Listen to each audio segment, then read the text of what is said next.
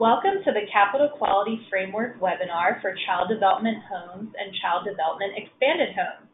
My name is Sarah Hofkesing, a Program Specialist in the OSSI Division of Early Learning, and I will be starting us off today with our agenda. On our agenda, we have the revised timeline for the 2018-2019 Capital Quality Rating and Designation process. Then we will be discussing the Capital Quality Rating and Designation. And finally, we will be going over next steps. Firstly, the revised timeline. OSSI will complete the 2018-2019 Capital Quality Rating and Designation process for all child development facilities participating in Capital Quality, that's Pilot, Group 2, Group 3, and Group 4, according to the revised timeline shown in Table 1 on this slide. For reference, the previous timeline is also shown and marked with strike-through. As you can see, in fall of 2019, the Capital Quality Designation will be determined for all facilities participating in Capital Quality.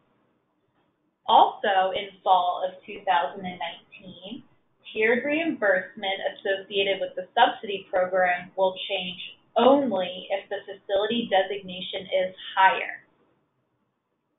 However, the hold harmless policy ends, and the tiered reimbursement associated with the subsidy program will fully align to the facility's designation, whether that is higher or lower, in fall of 2020 for Pilot and Group 2, fall of 2021 for Group 3, and fall of 2022 for Group 4.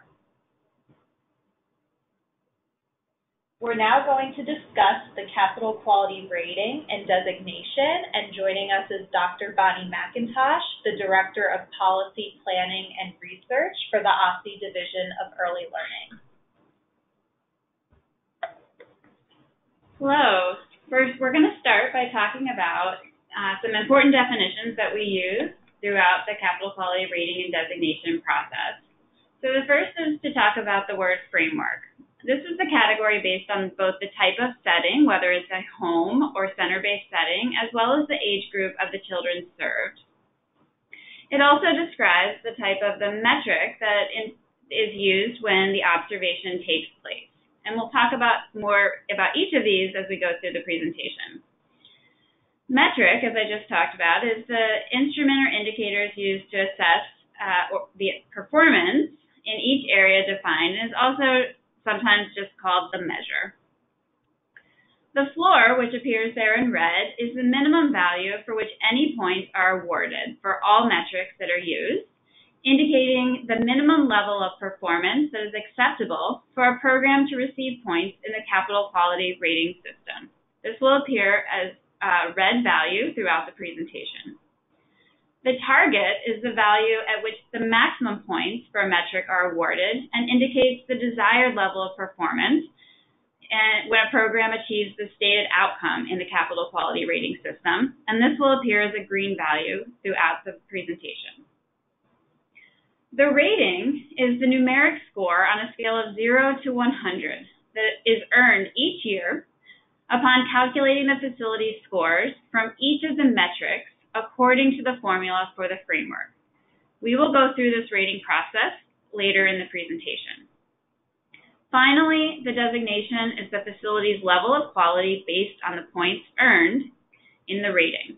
There are 4 designations: developing, progressing, quality, or high quality.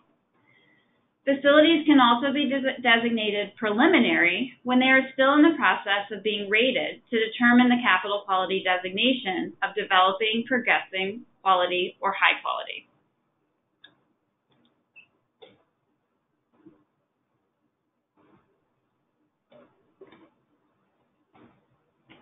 We'd like to just show a distribution of the different types of framework that were participating in Capital Quality during the 2018-2019 program year.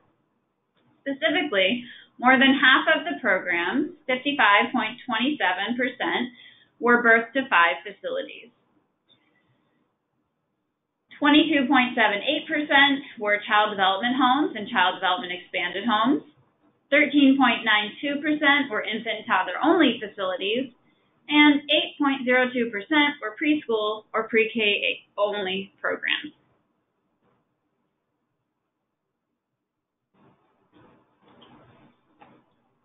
In this figure, we see the age group of the children served in each facility along with the measure used during the observation.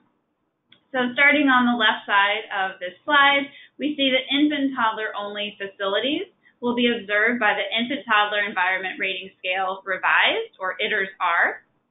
Preschool age pre-K only facilities will be observed by Classroom Assessment Scoring System, or CLASS Pre-K. Facilities that serve birth to 5 will be observed using both the ITERS-R and the CLASS Pre-K. And child development homes and child development expanded homes would be observed using the Family Child Care Environment Rating Scale Revised, or FOCERS-R. So both the Infant Toddler Environment Rating Scale Revised, or ITERS-R, and the Family Child Care Environment Rating Scale Revised, FOCERS-R, are both types of environment rating scales, which are also referred to as ERS in the Capital Quality Rating the Capital Quality System. And Class Assessment Scoring System for Pre-K is often just called Class Pre-K. All of these have floors and targets that are research-based. And so both ITERS and FOCERS items measure the extent to which the early care and education environments promote children's health and safety, and also stimulate children through language and activities that are warm and supportive interactions with providers. The ITERS and FOCERS metrics utilize 6 subscales, which are then used in the calculation of the total score used in the capital quality rating. These include space and furnishings, personal care routines, listening and talking, activities, interaction, and program structure. There is a 7th subscale, the parents and staff subscale, but these are not included in the overall scores for capital quality. Each of the items is scored on a scale of 1 to 7, with higher scores indicating higher quality.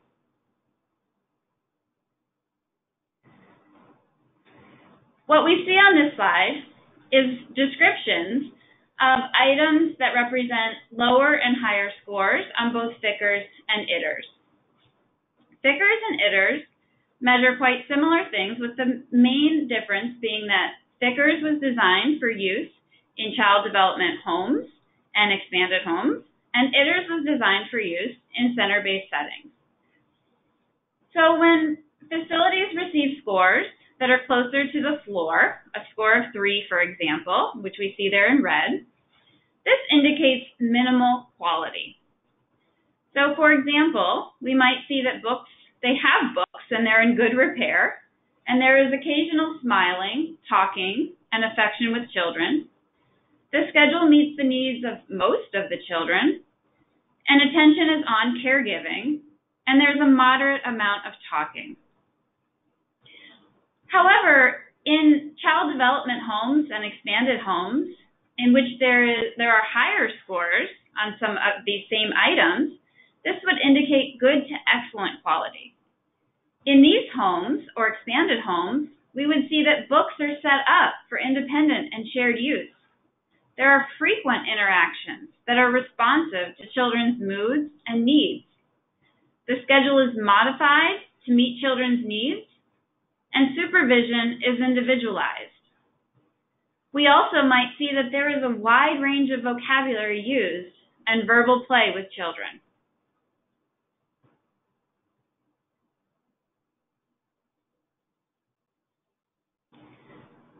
For the capital quality rating, as I mentioned before, facilities are observed each year, and then the current year's score is 70% of the capital quality rating, and the previous year's score represents 30% of the capital quality rating.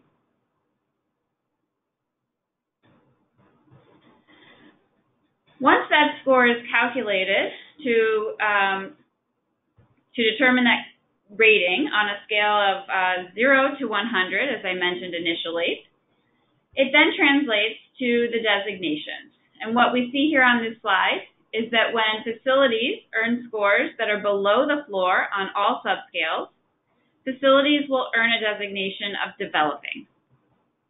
If facilities earn scores between 0.01 and 33.33 points across all subscales, they would earn a designation of progressing. When facilities earn points between 33.34 and 66.66 points across all subscales, they would earn a designation of quality. When facilities earn points between 66.67 to 100 points across all subscales, these facilities would earn a designation of high quality. Now we're going to transition into talking about how the capital quality rating is calculated, and joining us to walk through an example is Gandhar Katari with the OSSI Division of Data Assessment and Research. Thanks, Tara.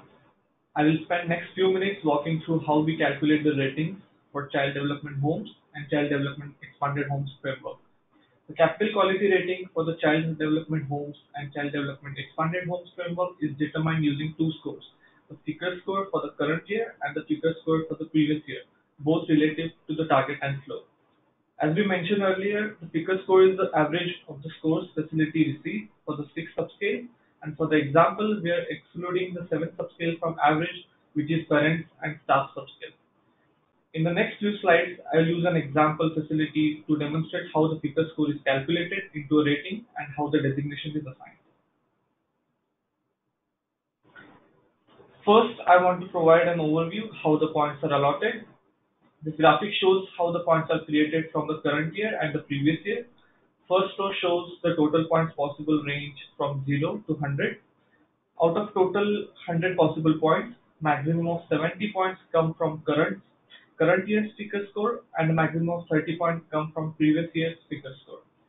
The fourth and final row shows the calculation formula, and the formula is 70 times in parenthesis current year score minus floor divided by target minus floor plus 30 times parenthesis previous year score minus floor divided by target minus floor.